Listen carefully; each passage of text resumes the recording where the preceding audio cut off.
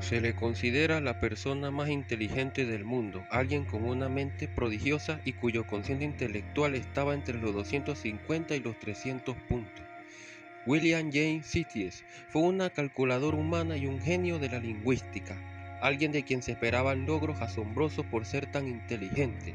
Sin embargo, hubo una asignatura pendiente que jamás resolvió y que se lo llevó de forma triste, la tristeza. Su cerebro era algo fuera de lo común. Cursó 7 carreras universitarias, hablaba perfectamente 40 idiomas y escribió infinidad de artículos que no le valieron en absoluto para alcanzar la fama, o al menos para que el gran público tuviera en cuenta sus conocimientos. William fue un genio que hoy en día habita en el Olimpo del olvido, como un joven excepcional que nunca tuvo demasiada suerte, que no pudo ni supo encontrar su lugar.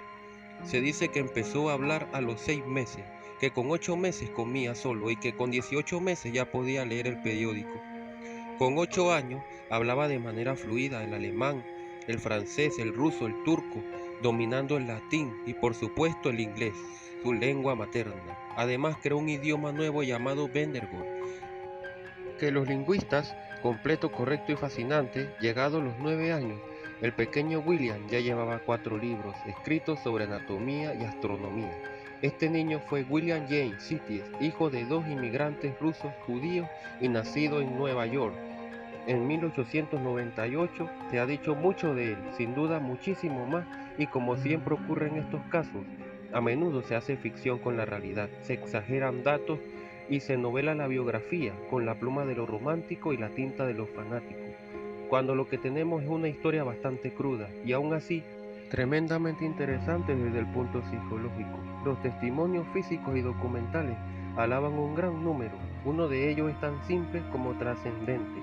William Sidney jamás tuvo una infancia, jamás pudo disfrutar del derecho a ser niño, a pesar de ser tan inteligente. Con solo 9 años fue aceptado en la Universidad de Harvard y en una fría noche de enero a los 12 años dio su primera conferencia sobre la cuarta dimensión frente a la comunidad científica y la prensa de la época. Sus padres, un reconocido psicólogo y una de las primeras doctoras en medicina de la época, tenían muy claro su objetivo, querían un genio. Educaron su mente, olvidando por completo lo más esencial, su corazón, sus emociones, para conocer cada detalle del que se considera el hombre más inteligente del mundo. Nos llama rápidamente la atención el tipo de crianza que recibió nuestro protagonista. Tanto su padre como su madre tenían una vida estricta, que el factor genético tuviera su parte a la hora de desarrollar esa elevada inteligencia en él. Sin embargo, el propósito de esta pareja a la hora de tener un hijo, tan claro como polémico, querían entrenar el cerebro para que fuera un genio. A la genética se le añadió sin duda un entorno facilitador, altamente estimulante y orientado a un fin. Se sabe que su padre, Boristis, utilizaba sofisticadas técnicas incluyendo la hipnosis para potenciar la temperatura, las capacidades y el potencial. Y su madre, por su parte, dejó la medicina para según modelar al niño e innovar nuevas estrategias de enseñanza. Cabe decir que el propio William también mostraba una clara disposición hacia el aprendizaje. Sin embargo, hubo algo que siempre lo marcó y lo traumatizó: la exposición al público. Los mismos padres publicaban informes académicos cada poco tiempo mostrándolo a los logros. La prensa estaba pendiente, así como la comunidad científica. Se sabe que mientras estudió en Harvard, sufrió el acecho diario. Tras licenciarse y dejando a los académicos asombrados sobre sus teorías de la cuarta dimensión, lo llevaron a la Universidad de Houston para dar clases de matemáticas, mientras iniciaba a su vez la carrera de Derecho. William terminaría la carrera de Derecho.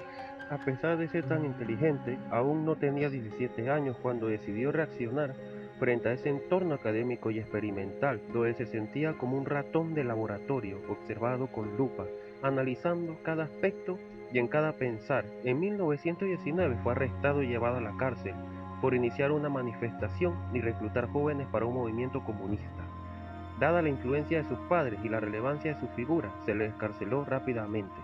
Sin embargo, en su empeño de defenderse de sus padres y de la propia sociedad, volvió a reincidir, causando levantamientos juveniles en contra del capitalismo y mostrándose altamente arrogante frente a los jueces. Finalmente se le encarceló durante 2 años, logrando así lo que tanto él deseaba, la soledad y el aislamiento.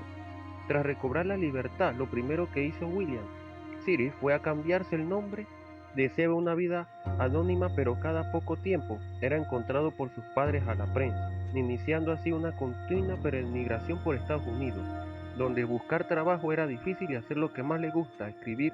Hizo múltiples publicaciones bajo varios seudónimos. Escribió libros sobre historia y otros sobre teorías de los agujeros negros.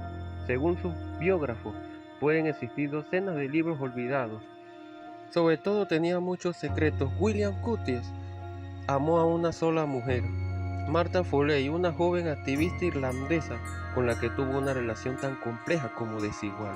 La foto de esta mujer fue la única pertenencia que encontraron en su ropa cuando en 1944 hallaron su cuerpo sin vida en un pequeño apartamento de Boston. Tenía 46 años y falleció por un derrame cerebral. Sus últimos años los había pasado del tribunal en tribunal. La empresa disfrutaba difamándolo. El niño prodigio, Jordan, ahora mientras trabajaba como mozo de almacén, el hombre más inteligente del mundo, tiene una vida mala, el genio de las matemáticas y la lingüística. William se ha cansado de pensar. Desconocemos si realmente se cansó de pensar e incluso de vivir. No obstante, de lo que sí se deduce al leer sus biografías es que se cansó de la sociedad y de ese entorno familiar y arcaico, que había puesto sobre él altísimas expectativas, ante incluso William James sigue siendo al día de hoy la persona con mayor cociente intelectual registrado. Le sigue el joven Terence Tao con un IT de 225 y 230, un joven matemático australiano, en la actualidad en la Universidad de Los Ángeles. No obstante, es muy probable que en algún lugar del mundo haya uno o varios niños prodigios no identificados aún que igualen o superen estas puntuaciones de inteligencia. La verdad es que eso no importa porque las cifras solo son eso, cifras. Lo esencial en estos casos es que se les permita tener una infancia, ser niños, disfrutar de vínculos emocionales seguros, donde realizarse personalmente en aquello que deseen, en libertad y sin presiones, porque como ya hemos podido comprobar con esta historia, nos da un consejo de libertad.